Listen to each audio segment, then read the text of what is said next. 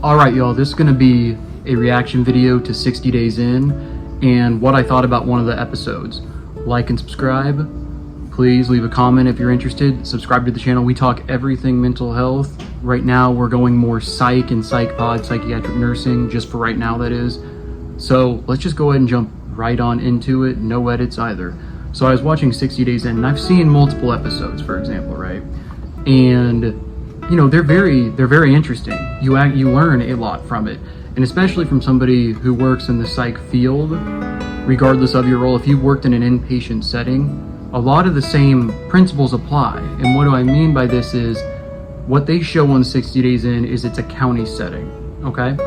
Typically that means it's more of a community jail, meaning you have a huge open, you've got an open day room, and then you have kind of like these just slots in the wall. And you'll have, depending on the place, you'll have a couple bunks, you'll have, 4 men in one of these small rooms. But typically though, the crazy thing is in each one of these psych pods in the county jails, typically, it can house typically roughly around 40 people, to where you'd actually have a room with 4 other people and a bathroom. And they actually, a lot of times, they overdo it. And it's overpopulated. They'll have up to 50 to 60 is what they were saying in there. So, and I'm not trying to disregard it. I like the show. I'm going to watch the new season coming out. I think it comes out sometime in August of 2023 this year. But I was very unimpressed when I was watching back some of these episodes. And I don't know if this was earlier when they first created it or whatnot, but there was a series, and I'm not going to talk about a specific participant in it, which once again, 60 Days In is there's participants that go undercover to try to understand what is going on in the jail. So a lot of times they're trying to figure out more about the drug trades. And so these participants go in, they are taken in by essentially they are taken in by the guards. They also have a story they tell you in regards to why they're in the county. And you'll find a lot of times that when they first go in, they really at first are really asked their story multiple times over and over for multiple days by inmates. And if you slip up once, you're either labeled a snitch, you're labeled a liar, or a bitch. Which, if you're a bitch in county, I'll tell you this right now, you'll want to be going to another pod, because that means they're either going to hurt you or do something else to you. So back to it. When watching this episode, and I give that background just because I work, once again, in the psych setting, and it's not at all the same thing, but some of the same principles apply. Like, in the psych setting, there's typically a day room, there is a nursing station where the nurses sit, the PCAs sit, and the patients can't come in, and then they have rooms where obviously safety precautions are intact, meaning, very hard to actually hang yourself. There's rounds all the time, and in counties that's what happens. They round as well. Now the problem is, if you have 50, 60 people in a pod and you only have 2 guards for that pod, think about what could happen. That's why a lot of times I looked at this and I wasn't mad at how a lot of situations were handled by the COs, the correctional officers, but there were a few. Now let's get back into the mental health side on what I want to talk about with this, and why I wanted to do this video kind of randomly. I wasn't planning on doing it, but I felt like I needed to. No script, no editings, Once again, hit that like and subscribe button. Now, there was a particular episode where you're already in, I believe it was in the D pod, which is the typically highest acuity pod, kind of how it is in the psych setting. A lot of times in one of the places I work, we have a D hall, which is transition, which is highest acuity. Now, what I found very immature was that they actually there was a inmate there, wasn't a participant, and his name was Ricky. And I'm putting his name out there once again because it's all over the internet.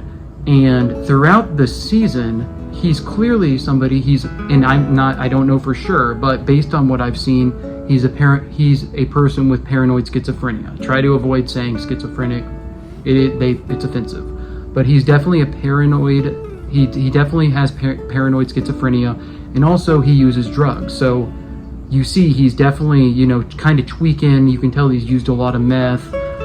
So drug-induced psychosis on top of the diagnosis. And I don't know his whole backstory or whatnot, but the point being is he's supposed to be taking his medication in the medication line, but what he's been doing is he's cheeking it, which the correctional officers, after seeing him and how delusional he gets and whatnot, that should be high alert, because he would go from, if he's on his medication, to doing all right. Still very far out there and whatnot, but I will say that more manageable. But you could tell when he was really not taking his meds, because at one point he had a beard, and then he didn't, and he looked like he was really picking at his face. He was pacing. You could tell he probably wasn't sleeping at all. Just saying very delusional things. And what happened was, big thing, day after day, when you see someone like this get worse and worse, he should have been pulled right away. He's already in jail, or in county jail for something, and now he's not taking his meds. So what he did, there were two separate occasions. There was one where he was specifically threatening this guy named Ryan, who was just having a conversation with him, and this is a participant. So there's Ryan, participant on 60 Days In, and then there is Ricky, who is not. He is a legit inmate, and you can tell this just due to he's not faking his mental health problem. It's real. If you've worked in the psych setting, you know right away if that's real or fake. And by the way, people who say that 60 Days In is completely staged, it is not. I agree with you, a lot of it is, but this is why I'm really kind of going at this. This was not. He definitely was severely mentally ill. So he's talking to Ryan. Ryan puts his finger near his eyelash, right?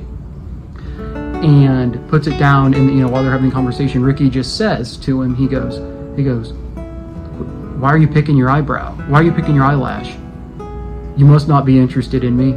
I know you have demons in you, that's why you're wiping your eye." And so then he goes on the whole demon tangent, saying, just going at him. And Ryan actually was a very good participant. He made it most of the time.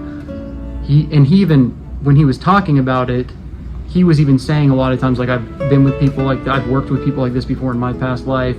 He was essentially saying, you kind of just have to nod your head and, smile and go along with it, because if you don't, they'll just attack you. And sometimes, what I mean by they, I mean him. They is the wrong word. Eventually, with this situation, he was harassing him for days and days, Ricky was, and in my opinion, at that point, when I'm reporting this to, the COs who are supposed to be checking in on you, that should be a red flag that he should be sent. And I know there's a no snitch policy, you don't talk, but it should be, no one should have to talk. When they see Ricky in the way he's acting, just based off of the camera movements watching him, he's sick. So with this, luckily this guy did not get hurt. Ryan did not get hurt or anything, but he was very feared for his life. Now, my point, once again, at this point, Ricky should have been at a mental hospital, depending on what the charges are, or he should minimum be in segregation, which they finally put him in, but he should have been put in a lot earlier, till they know he's taking his medication. And I don't think they should keep him locked away in segregation, for extended amounts. It's just he needs to show he's on his medication. So then, let's go to another situation. Ricky, and there's another guy on the show, I think his name was Greg was a participant. You can tell he clearly didn't fit the typical inmate background either. You could tell, I think a lot of the inmates might have known that he was definitely undercover, or who knows what. But point to this. Ricky randomly one night, he was sitting in his bed, and you can watch it, and just popped Craig in the face, just for no apparent reason. And at first I was like, are you serious? Like, okay. To make it worse, they claimed the cameras weren't working at the time. They didn't pull Ricky out right away, because, they go down and ask what happened, the COs, no one's gonna talk, not even the person who got hit. But with that, they should clearly know what probably happened, and Ricky should have been taken away right then. Still wasn't. Finally, when he goes out and tells what happened, this guy, because they're randomly pulled away to talk about how they're doing on the show, finally they pulled out Ricky. And I mean, leading up to this, once again, before he hit Craig, I believe that's his name, he was, once again, picking at his skin, completely delusional. And come to find out, and this is the part where I think with inmates, I understand there's specific codes and whatnot, but, and I'm not telling the inmates they should have, but I will say that, once again, the CO should have caught on to this. Ricky has an extensive history, remember. He, essentially was, why he did this, Ricky told one of the inmates, it's because, and keep in mind he's not taking his meds, he's selling them, he cheeks them, which he's definitely on some antipsychotics and whatnot, which I know have side effects, but he needs to be on them. Essentially, he said, oh, I was watching TV, Ricky was, and said the TV was essentially moving and projecting at him, telling him that Craig was a child molester. Hearing voices. Once again, he's hearing voices. Paranoia and schizophrenia, when you're going through that, going through that, plus not taking your medication, that kind of stuff happens. So my whole point to it is, Ricky should have never been, in my opinion, in general population or even in county jail until he is med compliant. And if he's in general population, those guards or COs, and I'm not going to say the inmates should, because once again there's that code, they should make sure when he takes his meds, he sits and you watch him take them. And if he's not taking them, put him in segregation. I felt bad for the participant that got hit by him. It was unfortunate. And really what I just have to say is, I'm not blaming Ricky for this, because Ricky is once again mentally ill. He's mentally ill and he's not taking his medication. The COs should have been held accountable, and I kind of think that was sick, that whole situation. I love the show, don't get me wrong, it's entertaining, but that was very sad, and I was honestly the most sad, not for Craig, who got actually, and when I say hit, it was a pop, 2 more pops. They wouldn't even show it on TV. They went to their camera or whatever, which wasn't working or whatever it was. You could hear that he got popped a couple times. His glasses fell off, he couldn't see, bloody nose, But COs, cops in general, there's great cops out there, there's bad cops, there's good COs, there's bad COs. You gotta do better. The system needs to do better. With somebody like that, and I understand he's in county for a reason, but someone like that needs to be on their medications if they're going to be in general population. Because what happens if there's somebody like Craig and he can't leave the unit ever? He's always going to be stuck there, and Ricky is always there, and he's there for 3-4 years, and you always have that target on your back. Someone like that, that's how people get killed. People I don't think understand the mental health crisis in the jail system. And this is, remember, one situation you're seeing. There are lots like this. And I know they're there for a reason. I'm not saying release people with mental health issues in prisons, but they should at least be kept away from general population until they're taking their meds. They should have true psych pods in jails. That's what I'd be proposing. But I kind of wanted to throw that out there. Wanted to know how you guys feel about it, if you've seen it. 60 days in, the next season will be coming out. But from a mental health perspective, it just I had to react to that because there was so much stuff I can actually recall and just see from my own personal experience from working and currently working full-time still in a psych setting as an RN, and seeing some of these situations, and even from my perspective, seeing, escalation in patients and being able to respond the right way so nobody gets hurt. Next video will be about meth. Once again, I know it's kind of bad to say like that, but whoa, that was loud, very loud. It'll be about meth in the psych setting and the withdrawal that comes with it and treatment. Please like and subscribe, bear with me, I'm doing videos, I'm going to try to keep putting them out over and over. Like and subscribe to the channel. I love you all, have a great weekend. I'll be working this weekend, the whole weekend, but love you all. Look out for the next video coming out about meth in the psych setting in the next, probably I'd say 4 to 5 days.